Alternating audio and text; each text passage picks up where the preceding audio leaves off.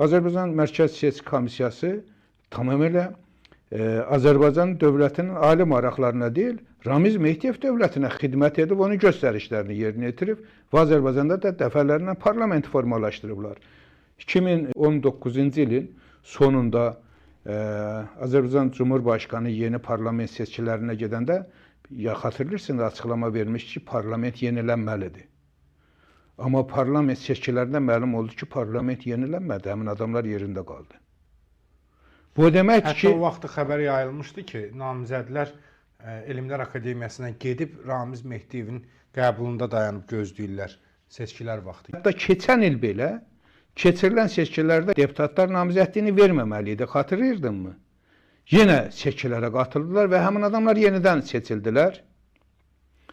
Bununla yanaşı xatırlayırsınızsa, bir dənə millət vəkili hələ seçilməmiş, açıqlama verilmişdi ki, o məclisin sədrinin müavini olacaq.